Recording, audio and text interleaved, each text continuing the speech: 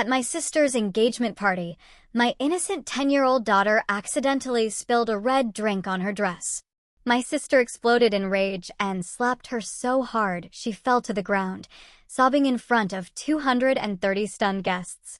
Before I could even react, my parents did something even worse. Siding with my sister, they dragged my crying child out of the hall and told her she'd ruin the night. I warned them, calmly but coldly, "You'll regret this deeply." 10 minutes later, my phone rang. It was my dad, his voice shaking.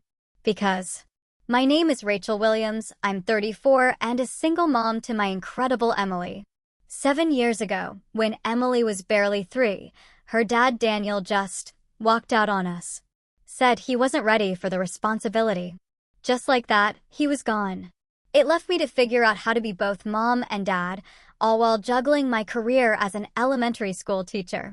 Every single day since then has been a tightrope walk, grading papers after Emily's asleep, scheduling parent-teacher conferences around my own teaching hours, stretching every penny of my modest salary to make sure Emily has everything she needs.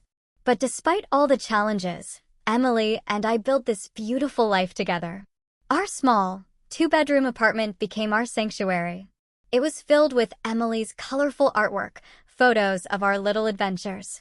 We had our traditions: Sunday pancake mornings, monthly movie nights with homemade popcorn, summer picnics in the park.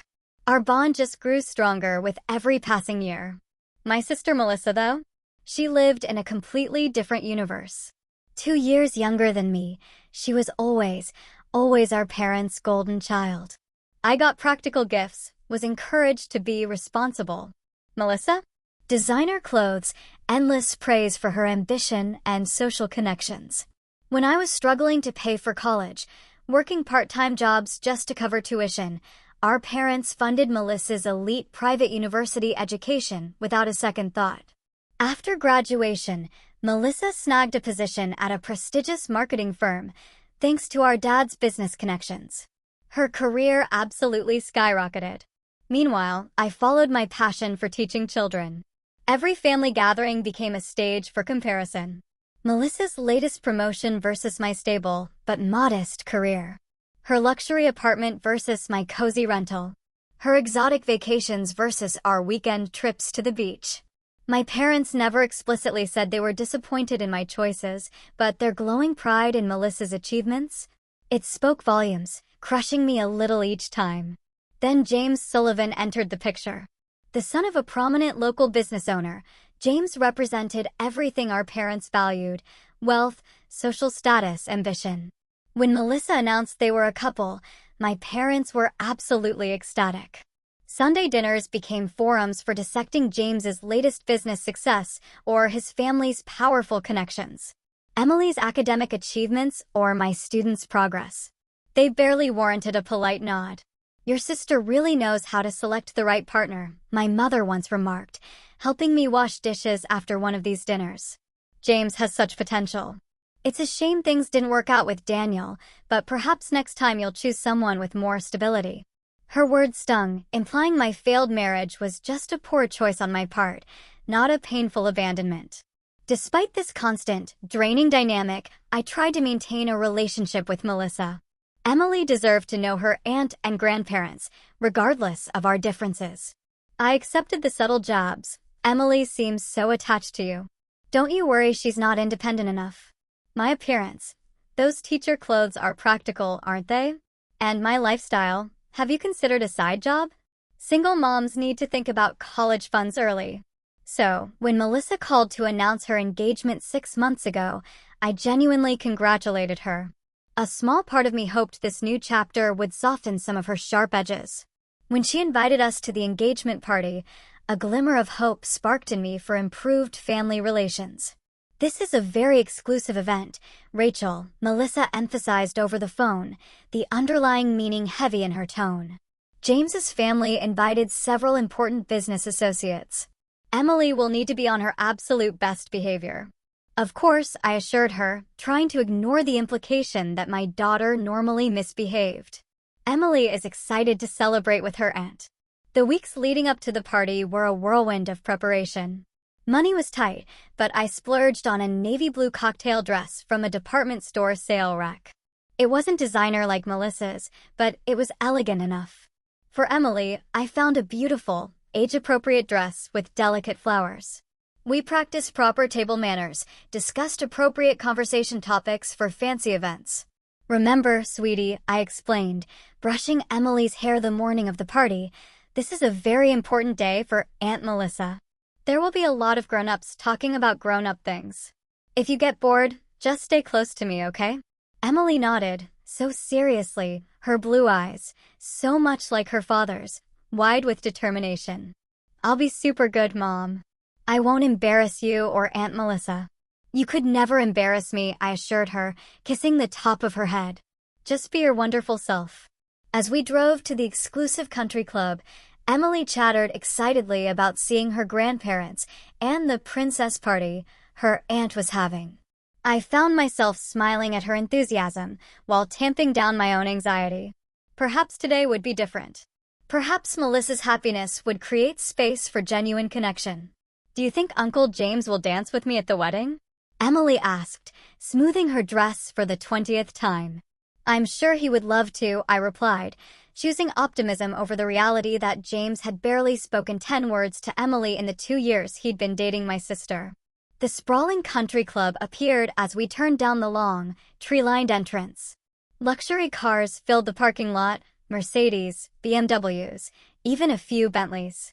My 10-year-old Honda looked laughably out of place as I searched for an empty spot. Wow, Emily whispered, pressing her face against the window. It looks like a castle.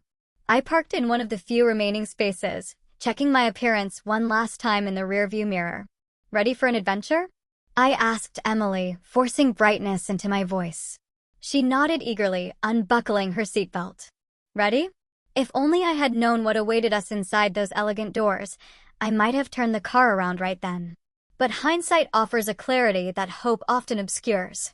In that moment, all I wanted was a beautiful day celebrating my sister's happiness. The country club exuded luxury from every polished surface. Crystal chandeliers cast a warm glow over the marble-floored entrance hall. Floor-to-ceiling windows overlooked meticulously landscaped gardens where fountains sparkled in the afternoon sun. Arrangements of white roses and orchids adorned every table, their subtle fragrance mingling with the expensive perfumes worn by the mingling guests. Emily's eyes widened. It's like a fairy tale, she whispered, clutching my hand tightly. Rachel, you made it. Melissa's voice carried none of the warmth you'd expect. She approached us, stunning in a white designer dress that probably cost more than 3 months of my salary. Her diamond engagement ring caught the light with every graceful movement. You're 15 minutes late. Traffic was heavier than expected, I explained, leaning in to kiss her cheek. Congratulations, Melissa. Everything looks beautiful. Melissa accepted the kiss stiffly, her eyes already scanning my outfit. That dress is interesting. Navy blue for a spring engagement. Before I could respond, Emily stepped forward with the small gift bag we'd brought. Happy engagement, Aunt Melissa. We got you a present.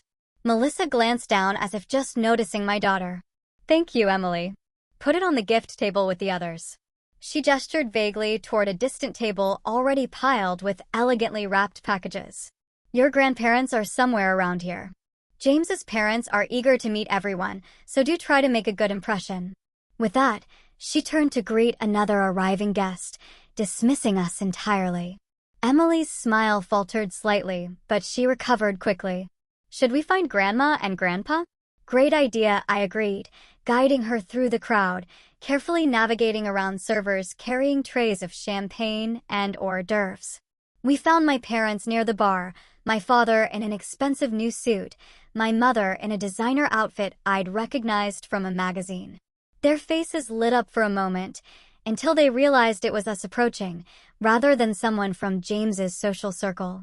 Rachel, there you are, my mother said, giving me a quick, perfunctory hug before turning her full attention to Emily.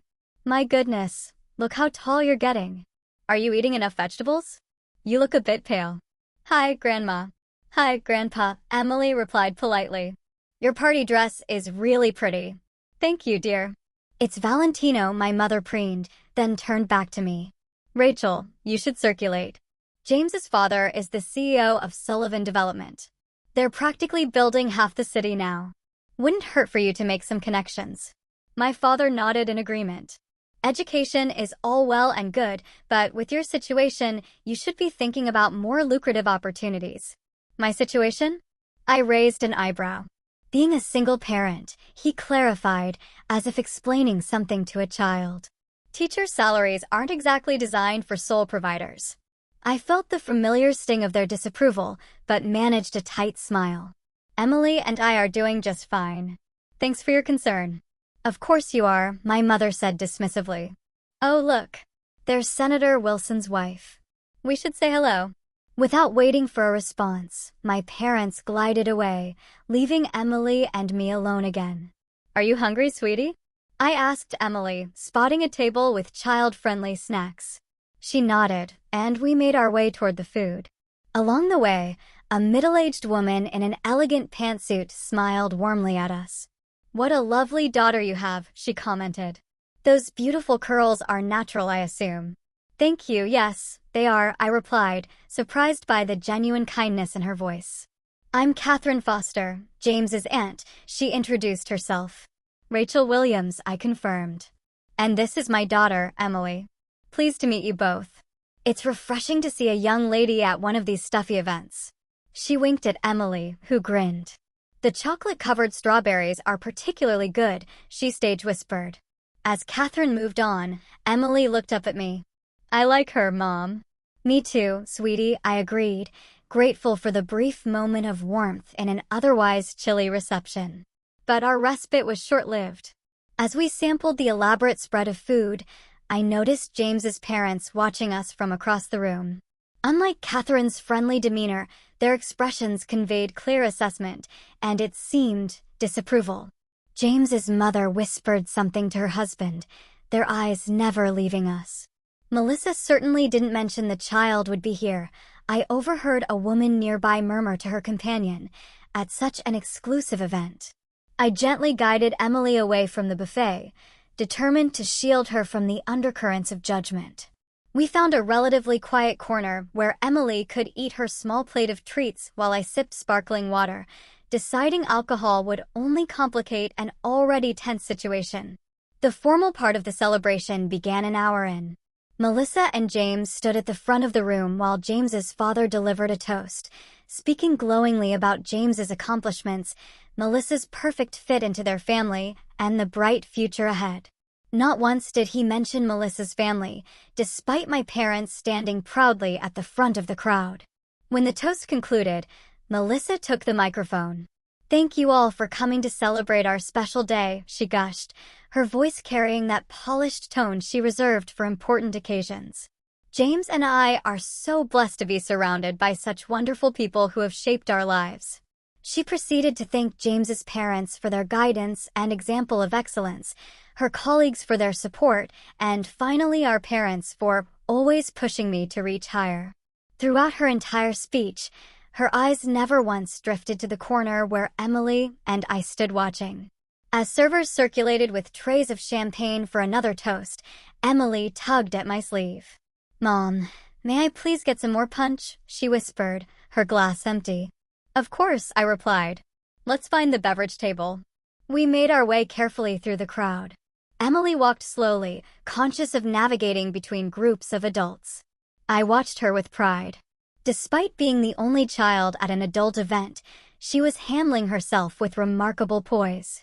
The punch bowl stood on a table draped in white linen. I helped Emily fill a glass with the bright red liquid, cautioning her to be careful.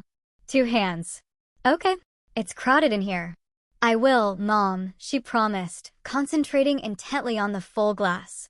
As we turned to head back to our corner, a large man, gesturing animatedly while telling a story, stepped backward without looking. His elbow caught Emily's shoulder, throwing her off balance. What happened next seemed to unfold in slow motion, yet too quickly for me to prevent it. The collision was subtle, just a bump really, but enough to send ripples through the red punch in Emily's carefully held glass. As she stumbled sideways, the crimson liquid sloshed over the rim, creating an arc through the air before landing with startling precision on the pristine white fabric of Melissa's designer dress. The splatter pattern bloomed like a gruesome flower across my sister's midsection, droplets extending outward in a spray. For one frozen moment, the entire room fell silent. The background music suddenly too loud in the absence of conversation. Emily regained her balance and looked up, her expression shifting from confusion to horror as she registered what had happened. The man who had bumped her had already moved on, utterly unaware of the chain reaction he'd triggered. "I'm so sorry, Aunt Melissa," Emily gasped, her voice small but distinct in the unnatural quiet. "It was an accident." Melissa stared down at her ruined dress, her perfectly made-up face transitioning through emotions like a rapidly spinning color wheel: shock, disbelief, then settling on pure fury. Her eyes, so similar to mine in color but with none of the warmth, fixed on Emily with an intensity that made my daughter shrink back. "You little brat." The words exploded from Melissa, her voice unrecognizable with rage. "Do you have any idea what you've done?" Before I could step forward, before I could place myself between my sister and my child, Melissa's hand swung through the air. The crack of her palm against Emily's cheek echoed like a gunshot in the silent room. The force knocked my 10-year-old backward, her small body losing balance and crumpling to the floor as her now empty glass rolled away across the polished marble. Time seemed to fracture. I stood immobilized by disbelief, my brain refusing to process what my eyes had just witnessed. My sister, my own flesh and blood, had struck my child with enough force to knock her down. The red mark blooming on Emily's pale cheek matched the stain on Melissa's dress with horrific symmetry. Emily curled into herself on the floor, one hand pressed against her face, tears streaming silently down her cheeks as she stared up at her aunt in confusion and fear. The look in my daughter's eyes, the betrayal, the hurt, the incomprehension, finally broke through my paralysis. I lunged forward, dropping to my knees beside Emily, gathering her trembling body against mine. "Are you okay? Let me see, sweetie." I gently moved her hand away from her cheek, revealing the unmistakable outline of fingers already visible on her skin. Around us, the room had erupted into chaos. Several guests gasped audibly. An older woman nearby muttered, "Oh my goodness," repeatedly. Two younger men in the back had their phones raised, undoubtedly recording the unfolding drama. James stood frozen near his parents, his expression caught between embarrassment and shock. "Look what she did to my dress." Melissa towered over us, gesturing wildly at the red stain. Her voice had risen to a near screech. "This is Vera 1. It's custom-made. It's ruined. She's a child." I responded, my voice low and dangerous as I helped Emily to her feet. "It was an accident." "An accident? She's been running around all evening like this is a playground. This is exactly why children don't belong at adult events." James finally moved forward, placing a hesitant hand on Melissa's arm. "Mel, maybe we should don't you dare take their side." Melissa jerked away from him. "My dress is destroyed. The photographs are ruined. Everything is ruined." I was about to respond when my parents pushed through the surrounding guests. Rather than checking on their sobbing granddaughter, they immediately flanked Melissa. "What happened to your beautiful dress?" my mother exclaimed, examining the stain while completely ignoring Emily's marked face. My father turned to me, his expression thunderous. "Rachel, this is exactly why you shouldn't have brought a child to an adult event. Some occasions aren't appropriate for children, especially ones who haven't been taught proper behavior." The casual cruelty of his words, spoken within Emily's hearing, sent a surge of protective rage through me. "Proper behavior?" I spat, my voice tight with fury.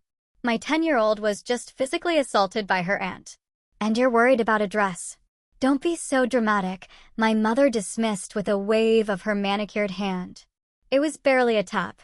"Emily is clearly overreacting, just like her mother." Emily pressed herself against my side, her small body still shaking with silent sobs. The red mark on her cheek had darkened, the outline of fingers unmistakable. "Your sister's engagement party is ruined because your clumsy daughter couldn't be careful with her drink," my father continued, his voice carrying to the captivated audience surrounding us. This is what happens when children are raised without proper discipline. Something cold and clarifying washed over me at his words. The pattern I had accepted my entire life, the favoritism, the criticism, the emotional manipulation, suddenly appeared with crystalline clarity. It wasn't just affecting me anymore, it was threatening to damage my daughter. Emily was bumped by another guest, I stated evenly. She apologized immediately, and in response, her adult aunt physically struck her with enough force to knock her to the ground. That's not a tap, Dad. It's assault on a minor.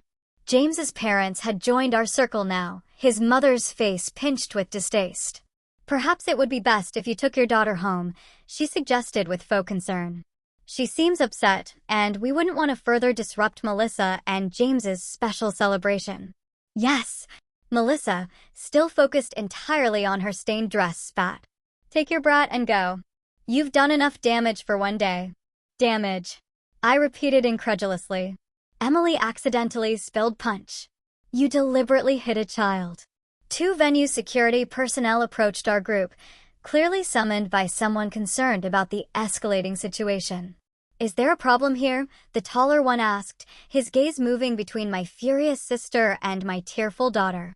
Yes, Melissa answered before I could speak. My sister and her daughter are causing a scene and need to leave. The security guard looked to me, taking in Emily's reddened face and obvious distress. His expression softened slightly. Ma'am, would you like to step outside for a moment? I recognized the opportunity he was offering, a chance to remove Emily from this toxic situation, to spare her further trauma. But something inside me rebelled against the idea of slinking away while my family continued to dismiss and justify violence against my child. No, I replied firmly, feeling Emily straighten slightly beside me at my tone. We won't be leaving. But I would like to report an assault. The word assault hung in the air like a thunderclap. Several nearby guests who had been pretending not to eavesdrop stopped maintaining the pretense, turning fully toward our family drama. Melissa's face flushed deep red, clashing with the punch stain on her dress. Assault? She sputtered. Are you insane? It was a slap. She ruined my dress. The security guard's demeanor shifted, becoming more alert. Ma'am, did someone strike the child? He asked me directly.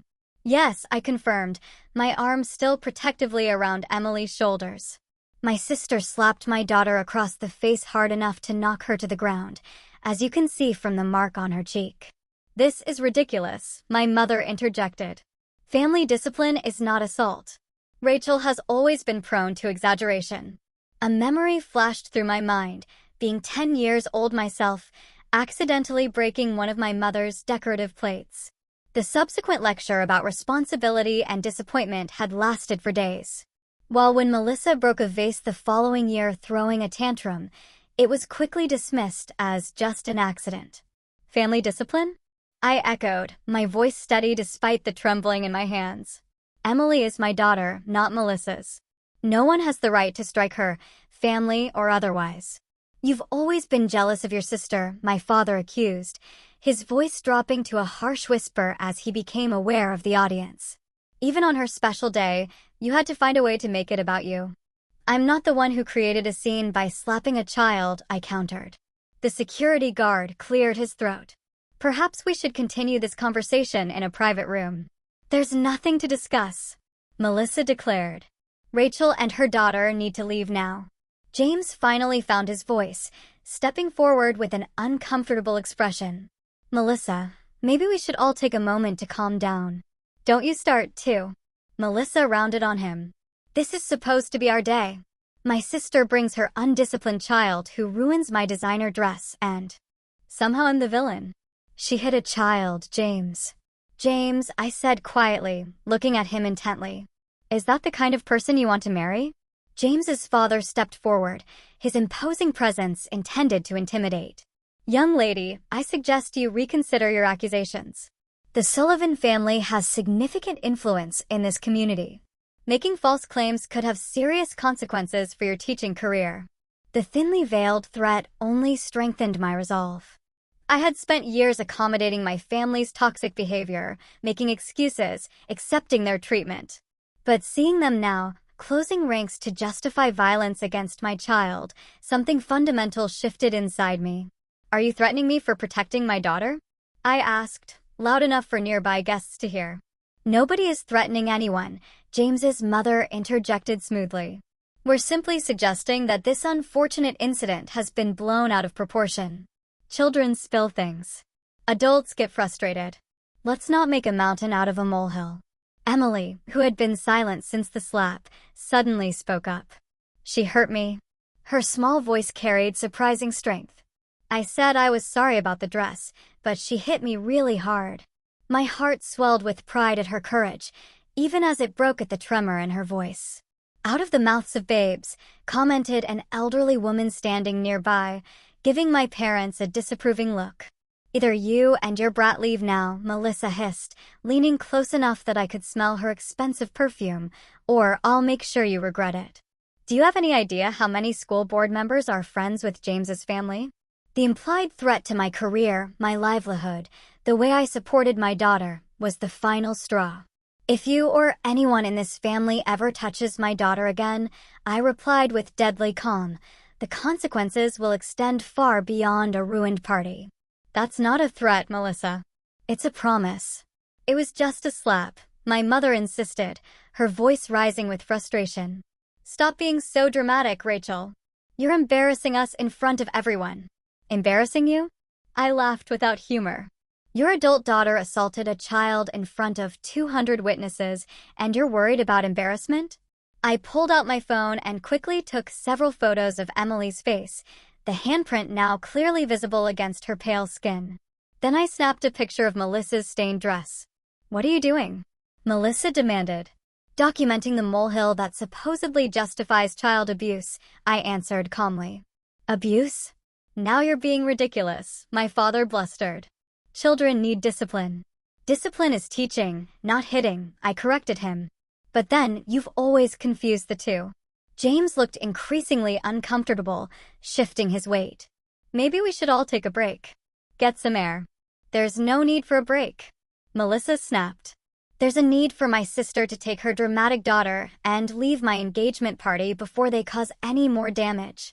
Then she made her fatal mistake. Leaning down to Emily's level, Melissa spoke with venomous sweetness. You're just being dramatic like your mother, aren't you? Crying over nothing because you want attention. That's probably why your daddy left. He got tired of the constant drama. Emily recoiled as if struck again, her eyes wide with fresh hurt. In that moment, watching my daughter's heart break under the weight of such calculated cruelty, something inside me hardened into diamond-sharp clarity. I had endured decades of my family's emotional abuse. I had accepted their criticisms, their comparisons, their conditional love. But I could not, allow them to inflict that same damage on my daughter. With perfect calmness, I reached into my purse and took out my phone again. What are you doing now? Melissa demanded as I unlocked the screen. Without answering her, I dialed 911 and put the call on speaker. 911, what's your emergency? The dispatcher's professional voice carried clearly in the suddenly silent circle around us. I need to report an assault on a minor, I stated clearly, maintaining eye contact with my sister. My 10-year-old daughter was slapped across the face by her aunt with enough force to knock her to the ground. We're at Pine Hills Country Club on Lakeview Drive. Is the child injured? The dispatcher asked. She has a visible handprint on her face and may have bruising. Are you in immediate danger? Is the person who assaulted her still present? Yes, she's still here. We're currently surrounded by family members who are pressuring us to leave and forget the incident happened. My mother lunged for the phone, but I stepped back, keeping it out of her reach. Rachel, hang up that phone immediately, she hissed. You're destroying this family over nothing. Officers are being dispatched to your location, the dispatcher continued. Please stay on the line until they arrive. Melissa's face had drained of all color except for 2 bright spots of rage on her cheeks. You called the police on me at my engagement party? Actions have consequences, I replied simply. My father stepped forward, lowering his voice to a menacing whisper. If you don't end this call right now, you're no longer part of this family. Do you understand me? You will be cut off completely. For the first time in my life, his threat held no power.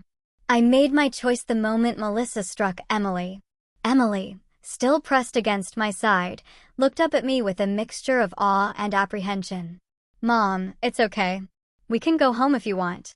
I knelt down to her level, momentarily turning away from my raging family. "No, sweetie, it's not okay. What Aunt Melissa did was wrong, and what Grandma and Grandpa are doing now is wrong, too. Sometimes we have to stand up for what's right, even when it's hard." She nodded solemnly, then whispered, "I'm proud of you, Mom." Her words filled me with certainty that I was making the right choice, however difficult. "Rachel, be reasonable." James finally spoke up, his tone placating. "I'm sure we can resolve this without involving the authorities. What if?" He lowered his voice. "What if we could help with Emily's college fund? A generous contribution to put this unfortunate incident behind us."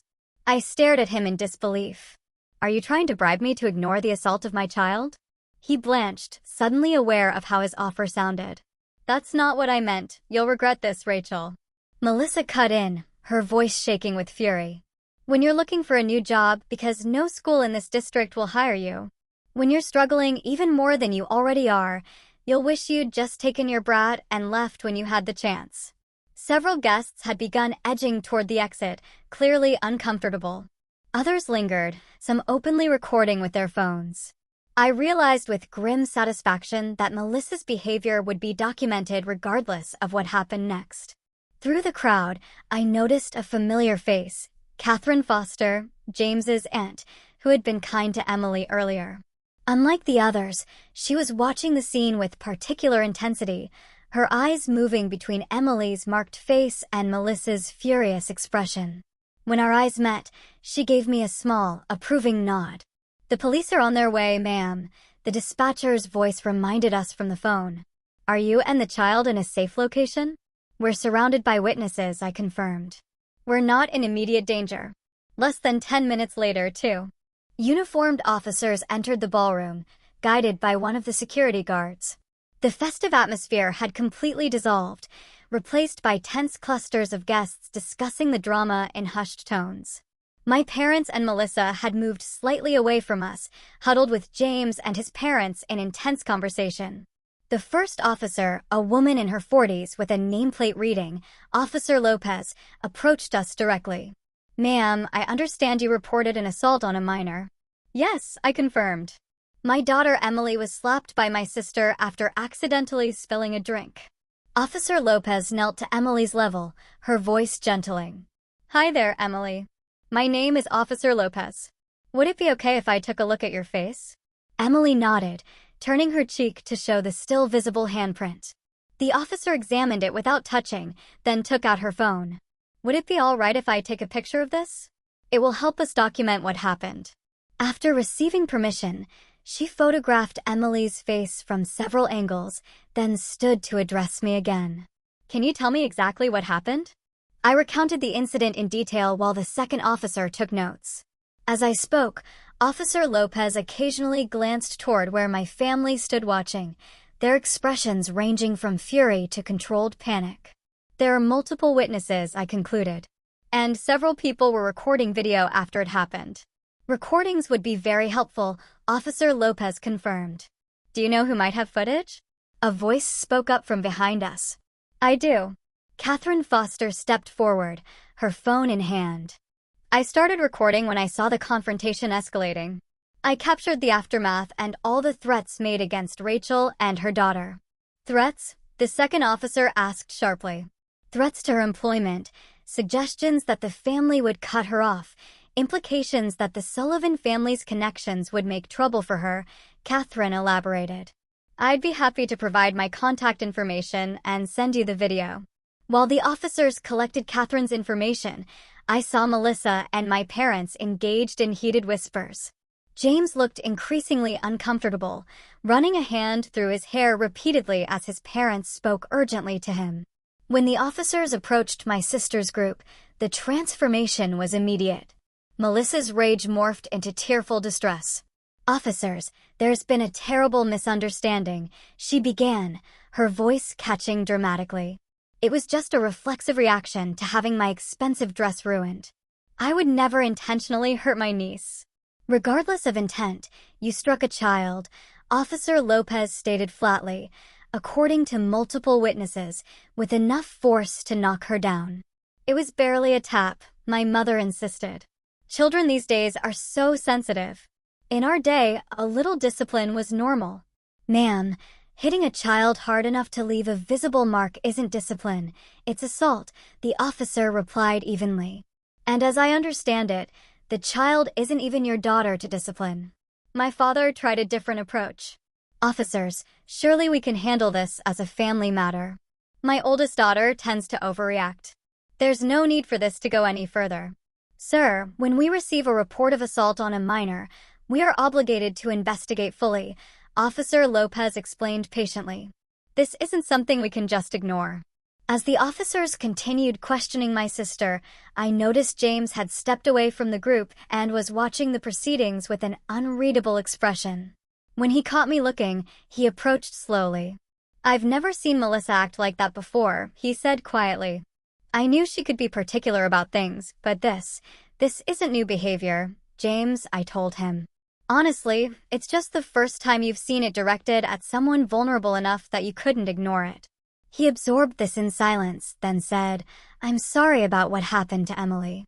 That should never have happened, regardless of the circumstances.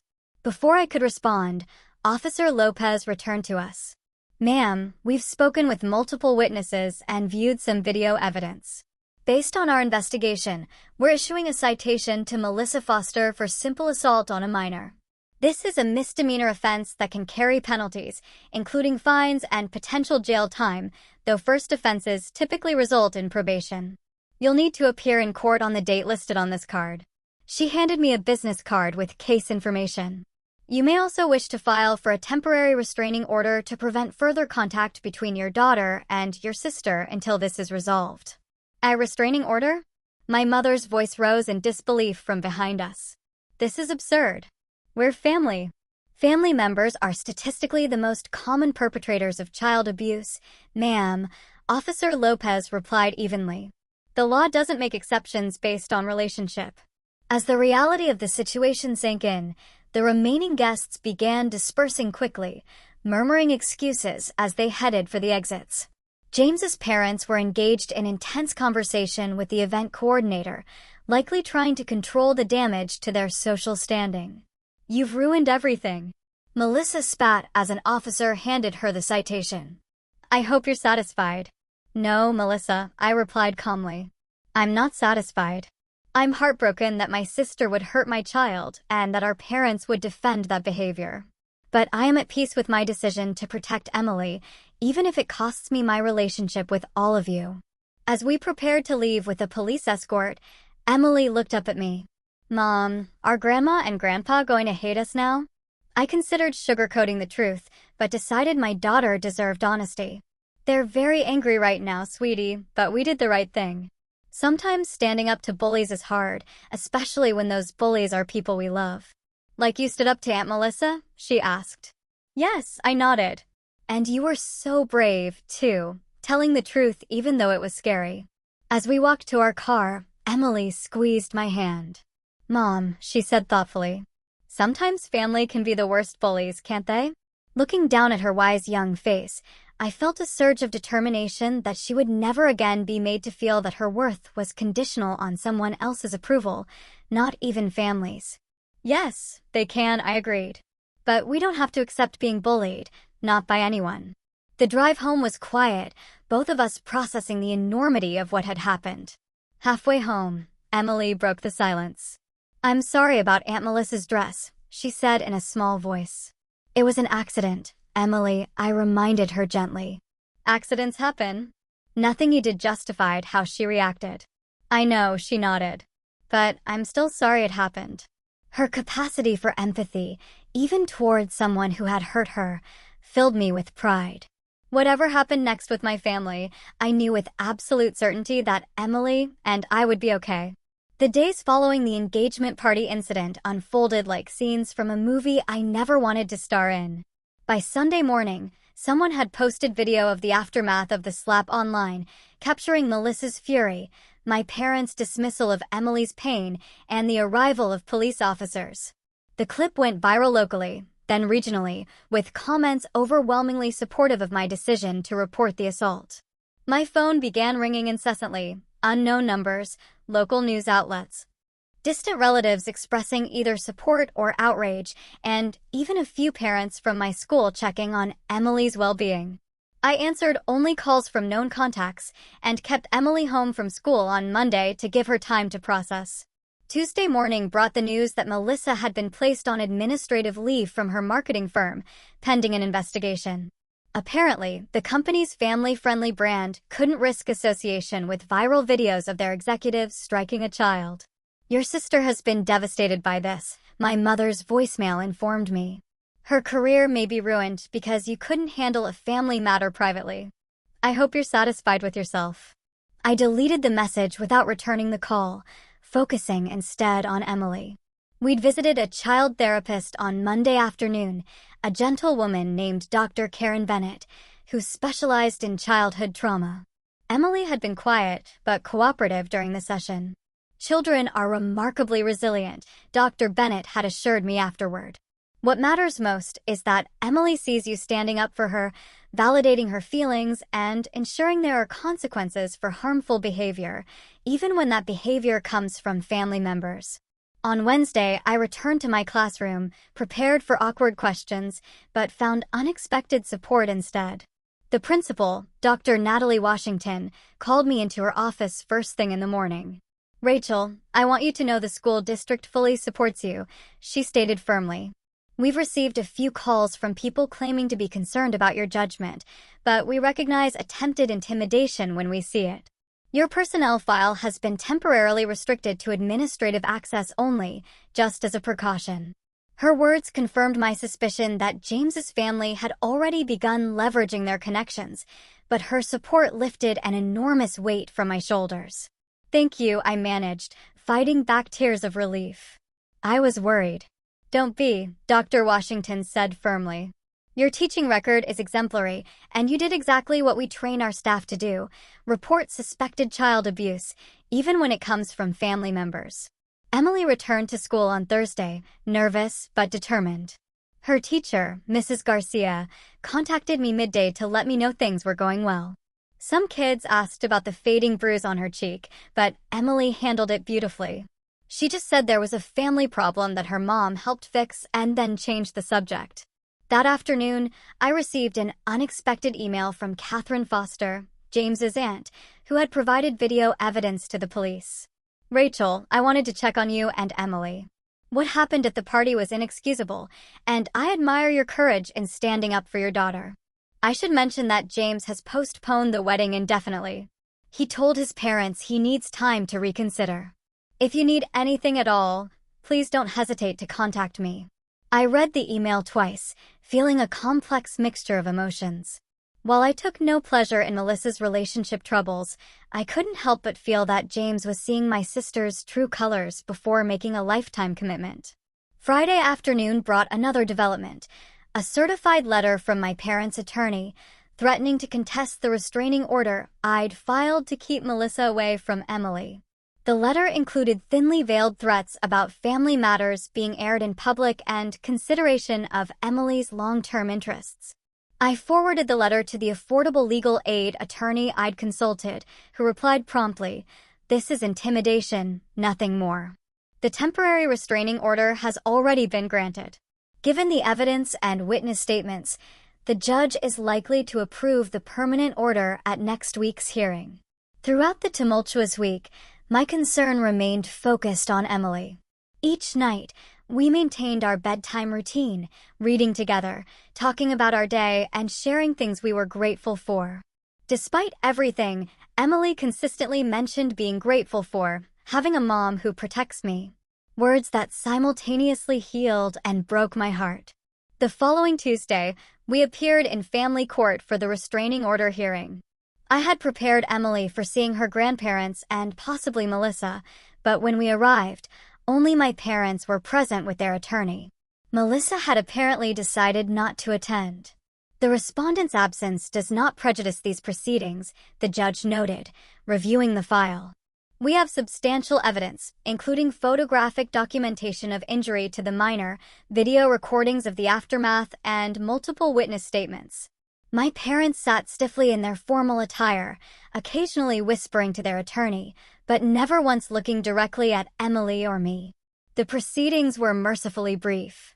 The judge reviewed the evidence, asked a few clarifying questions, and then granted a 1-year restraining order prohibiting Melissa from contacting Emily in person, by phone, through social media, or through third parties. As we left the courtroom, my father finally approached us, his attorney hovering anxiously nearby. "Rachel, this has gone far enough," he began, his voice low. "Your sister's job is in jeopardy. Her engagement is on the rocks. Are you happy now?" I positioned myself slightly in front of Emily. "Dad, those are consequences of Melissa's actions, not mine. I'm not happy about any of this. I'm sad that my sister chose to hurt my daughter, and I'm heartbroken that you and Mom chose to defend that behavior instead of protecting your granddaughter." "You always were stubborn," he muttered. "Just like your grandmother." "I'll take that as a compliment," I replied. Grandma Ruth stood up for what was right, too. As we walked away, Emily slipped her hand into mine. "Mom, will we ever talk to Grandma and Grandpa again?" "I don't know, sweetie," I answered. "Honestly, that depends on whether they can understand that what happened was wrong and make real changes.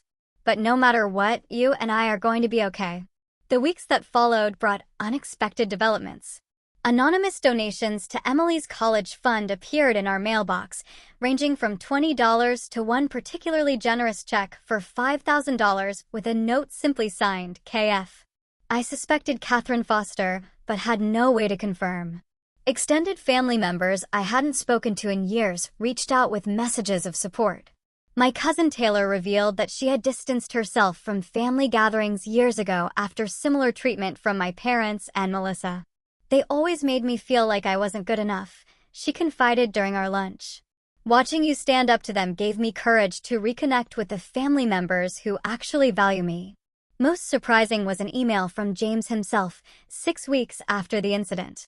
"Rachel, I wanted you to hear this from me directly. After much reflection, I've ended my relationship with Melissa. The incident with Emily forced me to recognize patterns I'd been ignoring. I've suggested Melissa seek therapy to address her anger issues, and I'm doing the same to understand why I tolerated certain behaviors for so long.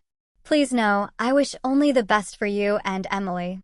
I showed the email to my therapist. I had started my own counseling sessions, recognizing that my family dynamics had affected me in ways I was only beginning to understand. "This is a positive development," she observed.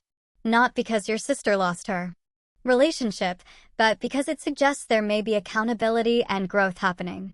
People don't change unless they have reason to reflect on their behavior." 2 months after the incident, my mother called. I almost didn't answer, but decided to give her a chance. "Rachel," she began awkwardly. "Your father and I have been discussing things. We've been talking with Pastor Michael at church about family reconciliation." I remained silent, waiting. "We're not saying we handled everything perfectly," she continued, the admission clearly difficult for her. "But surely now that some time has passed, we can put this behind us. We miss seeing Emily." "Mom, putting it behind us without addressing what happened isn't reconciliation," I replied carefully. "It's sweeping abuse under the rug. Emily has been working with a therapist to process what happened. If you and Dad are serious about rebuilding a relationship with us, I'd suggest you speak with her therapist about how to move forward appropriately." "Therapy?" My mother sighed. "Is that really necessary?" "Yes, it's necessary," I interrupted firmly. "And it's non-negotiable if you want to be part of Emily's life again." The line went quiet for so long, I thought she might have hung up. Finally, she said, "I'll discuss it with your father." It wasn't a promise of change, but it was the first conversation with my mother in years that hadn't ended with me feeling diminished. Small progress, but progress nonetheless. The most unexpected letter arrived exactly 3 months after the engagement party. I recognized Melissa's handwriting on the envelope immediately, but opened it with caution. "Rachel," she had written in her precise script. "I've been attending anger management therapy as part of my agreement with the prosecutor to reduce the charges. I began going just to satisfy the legal requirements, but it has forced me to confront some uncomfortable truths about myself and our family dynamics. I am writing to acknowledge that my behavior toward Emily was inexcusable. No child deserves to be struck, regardless of the circumstances. I am not asking for forgiveness or for the restraining order to be lifted. I simply wanted you to know that I am working to become someone who would never again react with violence. The letter contained no excuses, no attempts to share blame, and no request for reconciliation, just accountability. I showed it to my therapist at our next session. This appears to be a genuine step toward accepting responsibility, she noted. Whether this leads to reconciliation is a separate question, one you don't need to answer now or perhaps ever. As summer arrived, Emily and I established new traditions and connections.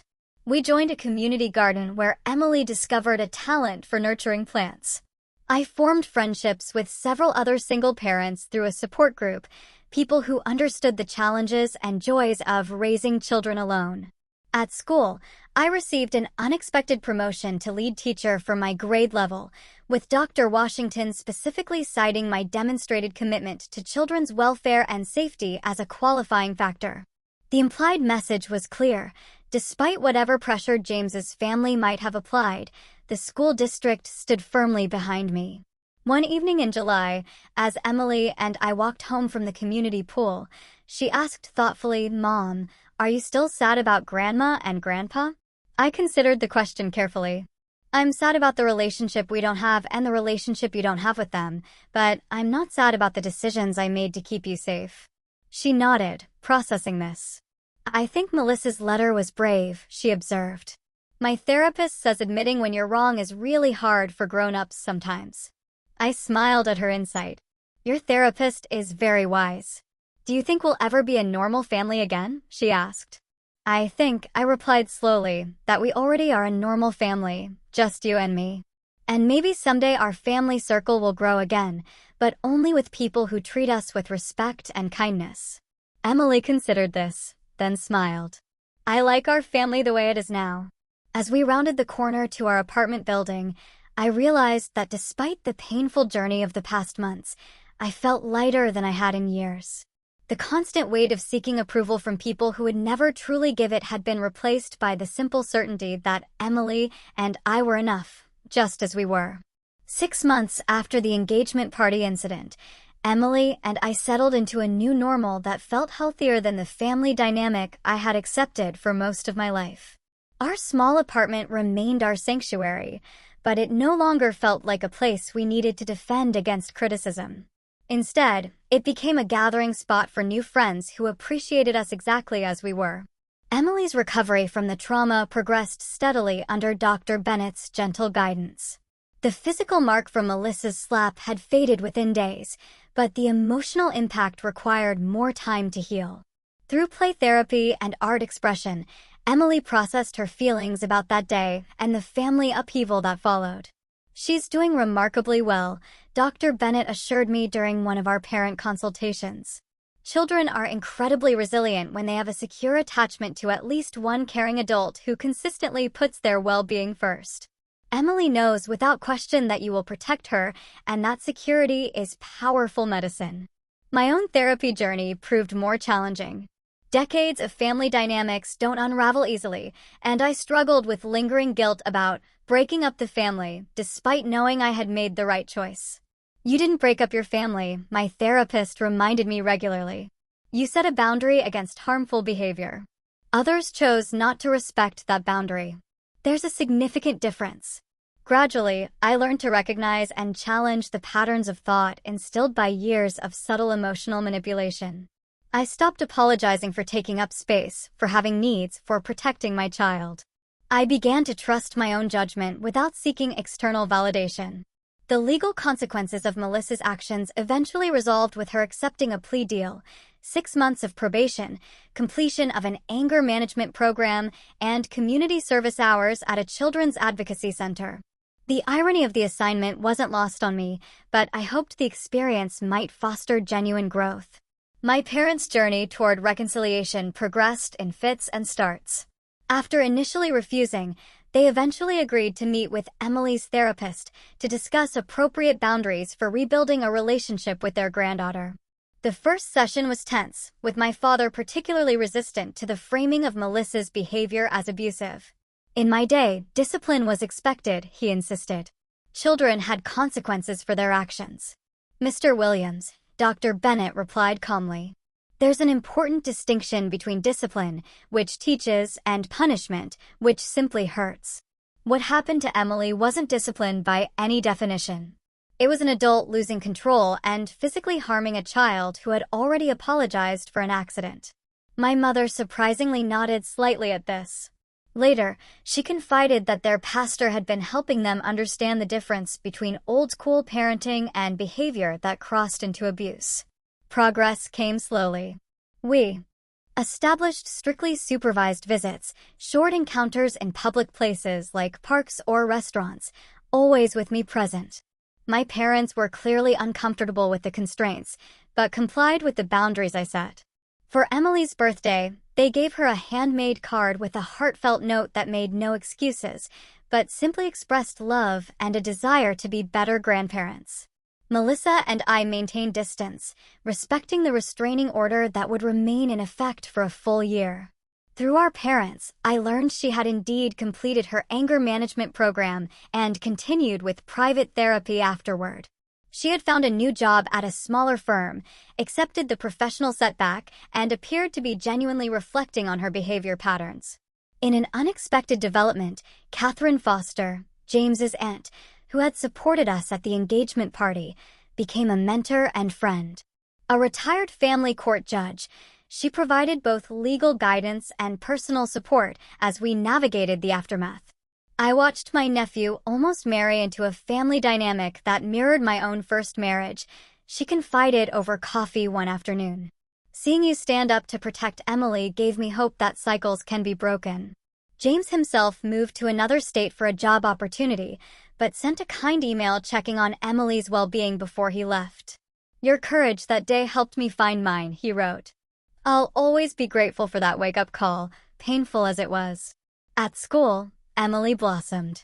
Her teacher reported she had become more assertive in positive ways, standing up for classmates who were teased, volunteering for leadership roles, speaking confidently during presentations.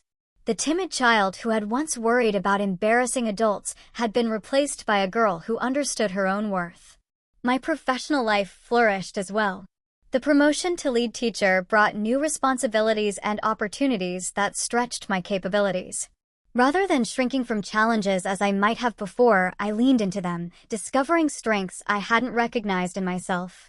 For months into the school year, Emily came home excited about a class project on everyday heroes. Mom, I'm writing about you, she announced as she unpacked her backpack. Miss Garcia said we should pick someone who shows courage in regular life, not like superheroes with special powers. That's very sweet, honey, I replied, touched but slightly uncomfortable with the spotlight. But there are lots of heroes you could write about. Firefighters, doctors, military personnel. Emily shook her head decisively. Those are important jobs. But I want to write about how you stood up to Aunt Melissa and Grandma and Grandpa when they were being bullies, even though it was really hard because you love them. Her clear-eyed assessment of what had happened and her recognition of the complexity of standing up to family left me momentarily speechless.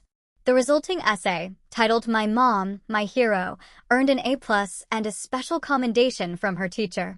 More importantly, it demonstrated Emily's processing of the traumatic event into a narrative of protection and courage rather than victimhood.